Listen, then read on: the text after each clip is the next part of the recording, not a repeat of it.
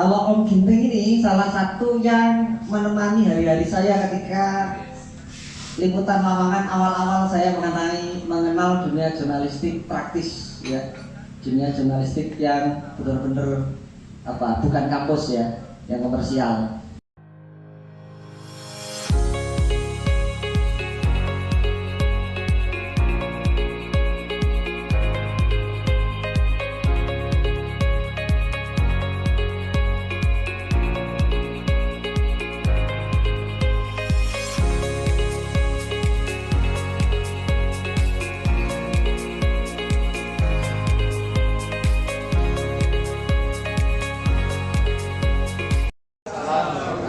Atas kehadiran teman-teman semua, juga narasumber yang hadir dan tamu-tamu yang tidak diundang, tapi itu adalah anugerah buat kita semua.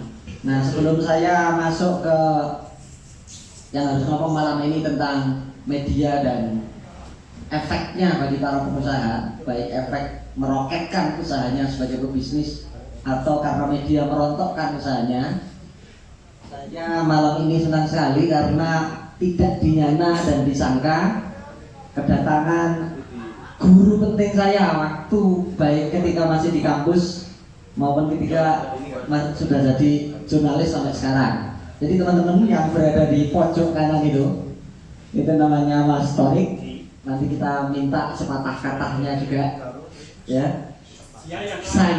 Dia ini salah satu dari pendiri majalah Balirum UGM, tempat di mana saya kuliah di kampus biru.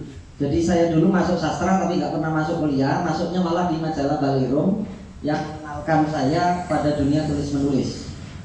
Jadi amal jariah beliau itu murid-muridnya luar biasa itu. Ya, beliau bersama teman-temannya kemudian yang setelah karir jurnalistiknya macam-macam akhirnya mendirikan yang namanya dulu masih tabloid Detik dalam bentuk cetak, bersama Mas Eros Jarot kalau nggak salah ya, Mas Eros Jarot dan teman-temannya. Nah, pendirinya ketika masih cetak di era menjelang Pak Harto turun itu Mas Torik itu, termasuk kemudian membidangi detik.com dan teman-temannya. Kalau sekarang bertanya tentu banyak sekali. Jadi terima kasih Mas Torik mau tiba-tiba nongol di sini. Ini kayak reunian. Kemudian di depannya ini, ya teman-teman sudah pernah beberapa kali ketemu di Kelata. Om Tini ini dulu atasan saya waktu di majalah Balirum. Jadi waktu beliau pimpinan umum, saya itu ada di perusahaannya. Jadi saya bagian golek duit, beliau bagian ngisi konten, habis itu kita cetak. Akhirnya sama-sama kami berdua kemudian berlabuh di Jawa Post Group. Dan sampai sekarang beliau punya media sendiri dan saya juga punya lensa.com untuk iseng-iseng gitu ya Om ya. Lensa.com itu untuk mengangkat potensi-potensi desa di Lamongan untuk Kalau Om Ginting ini salah satu yang menemani hari-hari saya ketika liputan lapangan awal-awal saya mengenal dunia jurnalistik praktis ya. Dunia jurnalistik yang benar-benar bukan kampus ya, yang komersial. Dan dulu kalau teman-teman zaman dulu ada yang pernah mengenal majalah Tilik Desa, dia punya sohib juga di situ. Kami bertiga, saya, beliau, dan kebetulan juga di grupnya Jawa Pos sebelum pada akhirnya berlabuh di majalah SWA. Mungkin sudah hampir 10 tahun lebih di majalah SWA itu setelah lulus dari Jawa Pos. Dan juga sering nulis di Jakarta Pos dulu di awal-awal pasca reformasi. Gitu. Nah nanti beliau akan kita minta banyak cerita. Gimana media yang pernah beliau masuk di dalamnya, bagaimana orang-orang kemudian terangkat dari medianya dan sejarah orang-orang ada juga yang jatuh karena jadi teman-teman tahu namanya Danagum Ramulti, DPR terbesar di Jogja itu salah satu yang mengasah dari awal bagaimana pemiliknya atau ownernya itu naik pelan-pelan jadi besar seperti ini. Itu berkat olesan tangan beliau. Nggak tahu nulis beliau. Tepuk tangan dulu dong. Melia Laundry itu menjadi franchise nasional laundry. Ketika dia masih lokalan di sini terkenalnya, itu juga salah satunya karena dimasukkan di SWA oleh Om Gigin.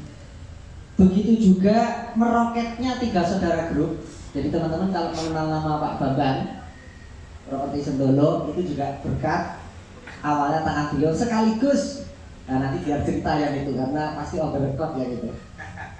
Kisahnya teman-teman juga sudah tahu kan masa itu. Nah kalau Om Ato ini teman-teman perlu ketahui adalah jengkot atau sesepuhnya Entrepreneur University Cikarang Bekasi Kerawang 3 kota. Jadi dan sampai sekarang jabatan sesepuhnya juga nggak ada yang berani menggeser. Yang muda-muda itu nggak berani di 3 kota, di 3 tempat itu. Dulu pernah main properti di awal-awalnya, jual beli pabrik untuk investor Jepang Korea yang masuk ke Bekasi di Jababeka. Jadi jual belinya bukan rumah tanah, tapi pabrik. Dan gara-gara itu juga kemudian berkembang akhirnya sekarang megang pelatihan entrepreneur untuk para pensiunan BRI se-Indonesia dan beberapa cabang bank Kaltim, Kalsel, BPD dan seterusnya. Tepuk tangan juga untuk apa? Baik, itu pembukaan dari saya biar nanti beliau berdua yang mau ngoceh apa terserah lah, ini gak ada temanya. Tapi sebelum saya persilakan Om Ginting sama Om Ato ngoceh, ini kehormatan buat saya untuk sepatah kata prolog untuk Om Thorik. Kenapa kesasar sampai tempat ini itu loh, kok gelem-gelem karo wong edan-edan. Saya kira itu dari saya dan mari kita tepuk pramuka. Assalamualaikum warahmatullahi wabarakatuh. Om Thorik dulu atau Om Timbul dulu?